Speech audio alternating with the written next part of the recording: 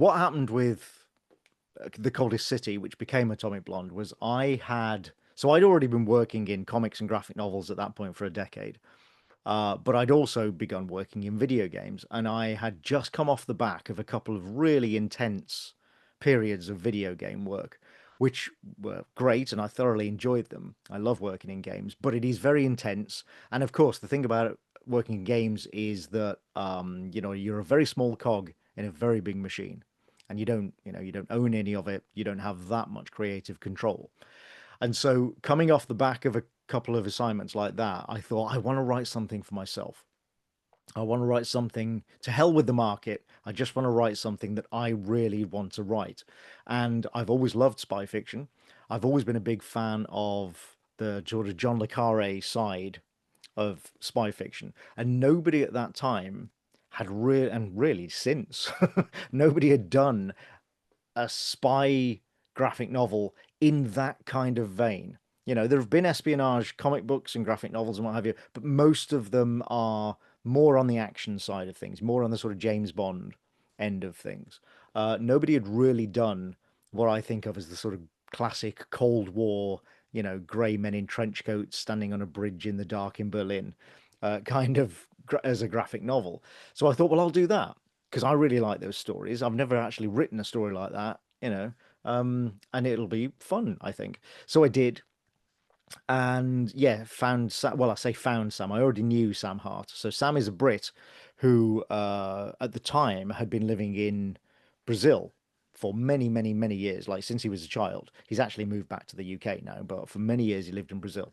But we had met at British Comic Cons, and I had a feeling that he would be a really good fit for that because his artwork is very stark and noir, and just yeah, kind of fits. And also, he's roughly the same age as me, so we both have memories of what Europe was like during the Cold War. We remember the years before the Berlin Wall came down, and that then led me to the next decision. I knew I wanted it to be during the Cold War, and I thought, well, what's one of the most interesting times to set a story during the Cold War? How about right at the end? How about just before the Berlin Wall is about to come down?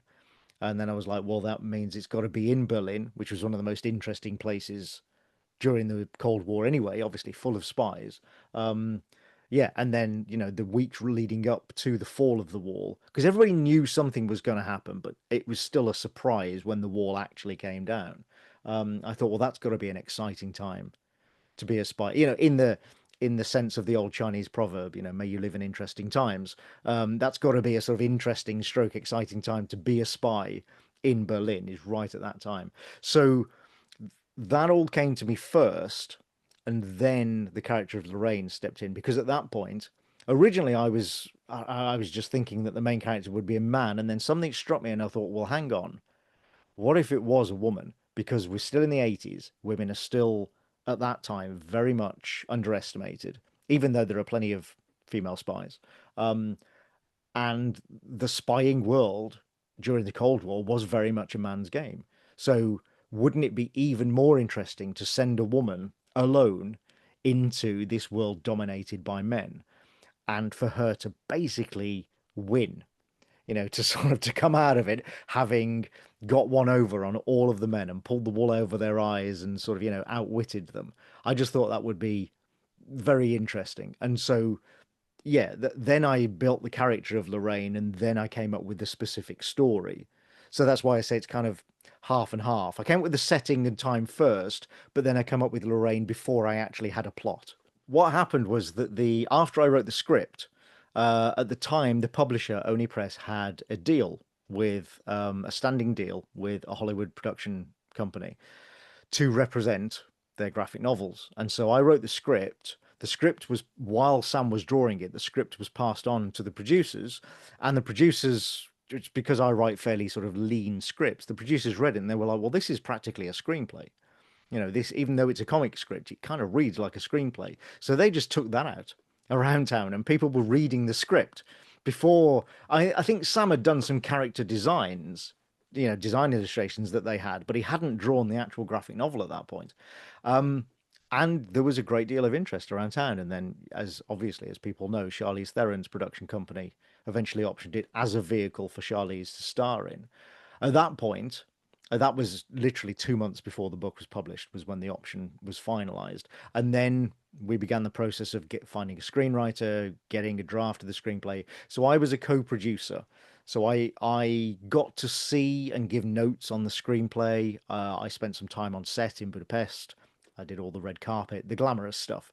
I wasn't there day to day on set. That was handled by the actual, the proper producers, the line producer, and the overall exec producers. But yeah, I was involved to an extent. But I also was happy to kind of sit back because I've done adaptations myself. I have adapted prose into comic books quite a bit. You mentioned Anthony Horowitz earlier, so I adapt his Alex Rider YA novels to graphic novels. I wrote those scripts. I've done like 8 or 9 of them now. Um, so I've been on the other side of that fence, as it were, and I know the changes you have to make when you move from one medium to another. So I actually very deliberately kind of stood back a little during Atomic Blonde. And I said, when I first met Dave and Charlize, the first thing I said to them, because the first thing they said to me was, "We've made a few changes. We hope you don't mind." And so I said, "Look, I have already written the best graphic novel that I can. Now it's up to you to make the best film that you can. And if that means changing things, I am absolutely 100% okay with that." As it happens, the main change, the main difference between the graphic novel and the film is actually in the tone. So anybody who's seen the film knows that it's color saturated. It's a noir, but with like saturated neon lights everywhere. And obviously it's very action heavy. The graphic novel is not like that. The graphic novel is very stark. It's black and white. It's very noirish, and there's barely any action at all. There's the implication of action, but not a lot of it takes place on the page. So in that sense, they're very different. However, the story from the graphic novel is almost the same, almost exactly the same in the film. And the characters, are basically the same. There are lines of dialogue in the film that are taken directly from the graphic novel, which is amazing. That's so rare. So even though, as I say, in tone they're very different, the story and the characters are really faithful, much more faithful than I think anybody expected, certainly than I expected, to the graphic novel, which was wonderful to see.